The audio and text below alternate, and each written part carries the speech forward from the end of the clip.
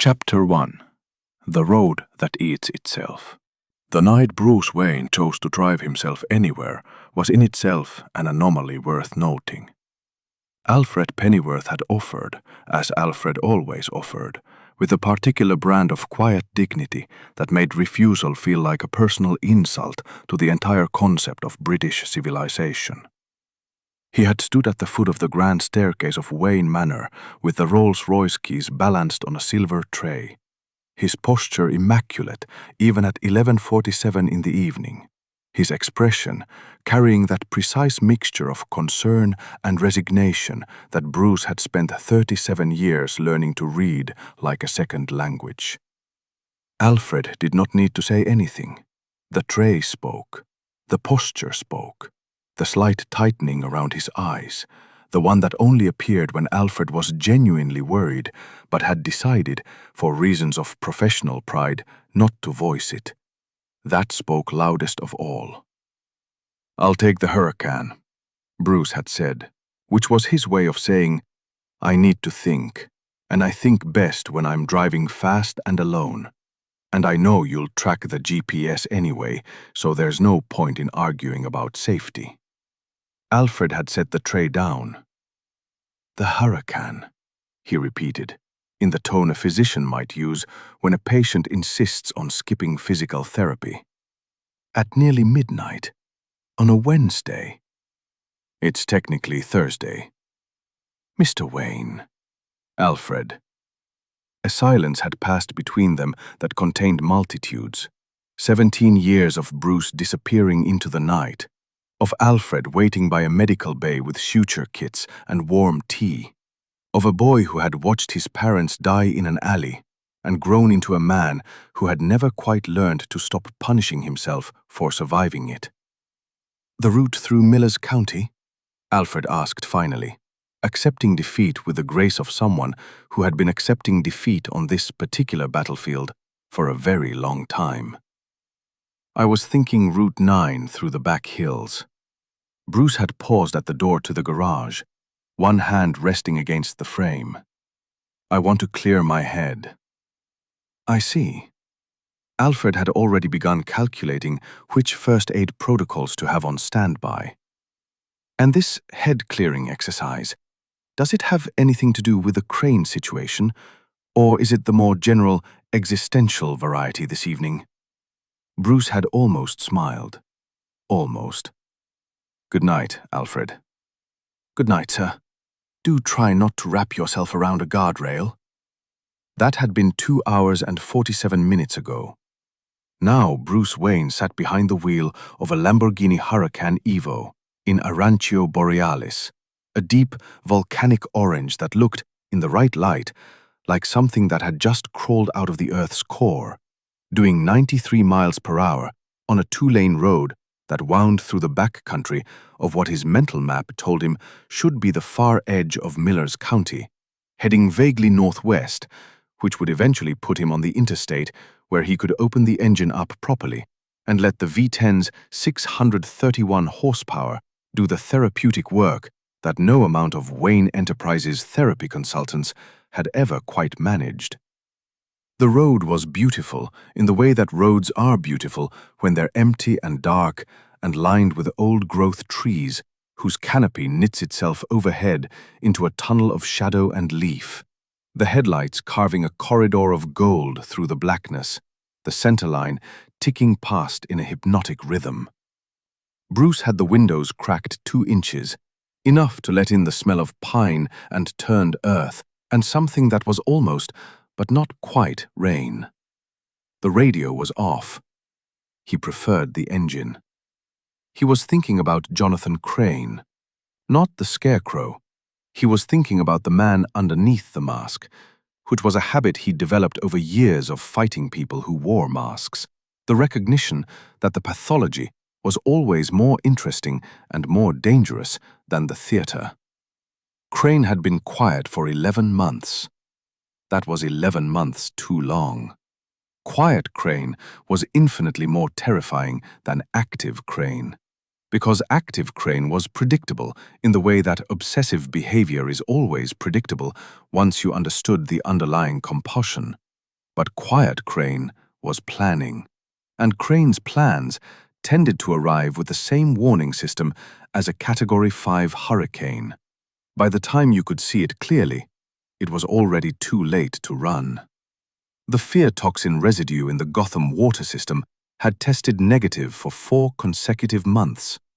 His people at Wayne Biotech, the ones who didn't know they were his people, had found nothing in the atmospheric sampling rigs he'd had installed under the pretense of a pollution monitoring study. The GCPD's intelligence unit had nothing, which was meaningless since the GCPD's intelligence unit had the collective investigative instincts of a particularly unambitious houseplant.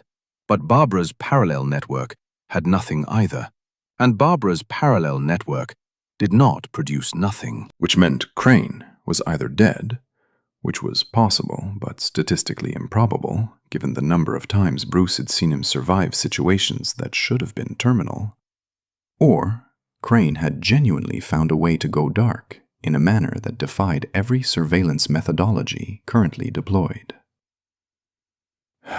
Bruce did not like either option.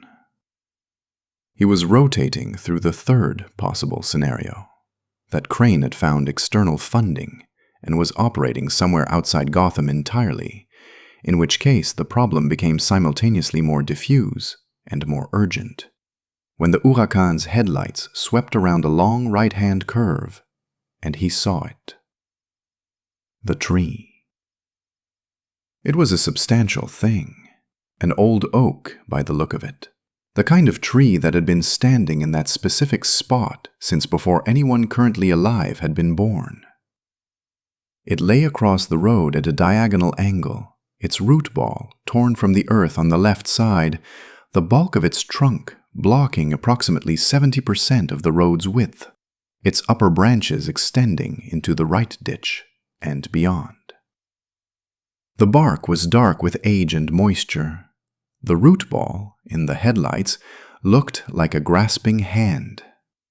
Bruce had the car slowed from 93 to 0 in a distance that would have impressed the engineers at Lamborghini, had any of them been present to witness it. He had upgraded the braking system himself, which Alfred considered an unnecessary expenditure of time for a man who owned a functioning Batmobile. But Bruce found the modification process centering, which Alfred had eventually accepted on the grounds that centering activities were generally preferable to the alternatives Bruce typically pursued. He sat for a moment with the engine idling, looking at the tree. And then he became aware of the crows. They were everywhere. That was the only word adequate to the situation. Everywhere. They lined the branches of the trees on both sides of the road with the density of leaves, a living fringe of black that rustled and shifted. They covered the fallen tree itself, dozens of them, their feet finding purchase in the bark's ridges and furrows. They were on the road in front of the car, and behind it, and in the fields beyond the ditches, and in the air above, in a slow, circling mass that was too deliberate to be random movement, too organized to be panic. And they were all screaming. Not cawing in the ordinary crow manner, which is loud and aggressive and grating, but essentially biological, essentially explicable within the framework of understood animal behavior. These crows were producing a sound that occupied the same general tonal range as a crow's call, but carried within it a quality that Bruce Wayne's rigorously analytical mind categorized, against his will, as wrong. It was the sound of crows who knew something that crows should not be capable of knowing. It was the sound of warning, stripped of everything comforting about warning. The part where someone is warning you because they want to help, and reduced to its naked core. Something terrible is here, and it is too late. Bruce Wayne had spent the better part of 2 decades training himself not to feel fear in any form that compromised function. He had meditated under Ras Al Ghul in mountain monasteries, where the cold was a physical presence with intention. He had trained with the most ruthless hand-to-hand combat specialists on 4 continents. He had stood in rooms with men who had killed hundreds of people and looked at them without blinking. He had done all of this with the specific objective of converting the electrochemical signal his brain produced in response to threat into something more useful than paralysis. So what he felt now, sitting behind the wheel of a Lamborghini in the middle of a dark country road, while hundreds of crows screamed at him in what his nervous system was interpreting as desperate, coordinated alarm, was not fear in any form that would incapacitate him. But it was something. He sat with it for 11 seconds. He counted, while his eyes moved systematically over everything the headlights could reach. The tree, the root ball, the surface of the road, the lines of crows, the darkness beyond the reach of the lights, the sky above where the crow mass circled in that unsettling wheel-like pattern. No threat visible, no immediate physical danger. Tree across the road, mechanical obstacle, address first. He opened the door. The sound was substantially worse outside the car. It filled the space between his ears with a pressure that was almost tactile, and he understood, standing on the road in his charcoal driving clothes, he had not been wearing the suit. This had been a personal drive. He was dressed like a human being rather than an armored apex predator, that the crows were not responding to him specifically. They had been doing this before he arrived. They were doing it because of the tree, or because of whatever had brought the tree down, or because of whatever lay beyond the tree in the direction he was traveling. He moved to the front of the car and assessed the tree with a part of his mind that was always, regardless of context, performing structural analysis. The trunk was perhaps 30 inches in diameter at its widest point near the root ball. The angle was approximately 40 degrees off perpendicular to the road. The upper branches were lighter, would drag on the road surface. He needed to move the root end left, pivot the trunk into the right ditch, and the road would be clear enough for the Huracan's low-slung profile to clear the remaining branches. He had moved heavier things. Not dressed like this, but the principle was the same. What followed was 15 minutes of physical work that Bruce found, as he always found physical work, clarifying. He removed his jacket. He found the best point of leverage on the root ball, which still had enough earth packed around its exposed roots to serve as a handle if he positioned himself correctly. He was, beneath the driving clothes, built in a way that people who only knew Bruce Wayne from charity galas found startling. Not bulky in the manner of someone who pursues physical development as an aesthetic goal, but dense, functional, every gram of muscle placed with intention. He applied force in the correct direction, adjusted his footing twice when the wet road surface gave under his shoes, and moved the root ball 18 inches to the left in a sustained effort that took about 45 seconds and left a long smear of mud across his white dress shirt. He moved up the trunk, repositioning at intervals, leveraging and dragging while the crows screamed overhead and the branches scraped the asphalt in a sound like something being reluctantly released. He cleared the largest branches from the road surface. He evaluated the remaining debris, sticks, smaller branches, a scatter of leaves, and determined the car could clear it. He stood at the edge of his work, hands dark with bark and mud, breathing with the measured steadiness of someone who had learned to control his respiratory rate under circumstances considerably more demanding than this, and looked at the road beyond the tree. It was dark. That was all it was. A road, dark, winding further into the hills. The crows had not stopped screaming, If anything, they were louder.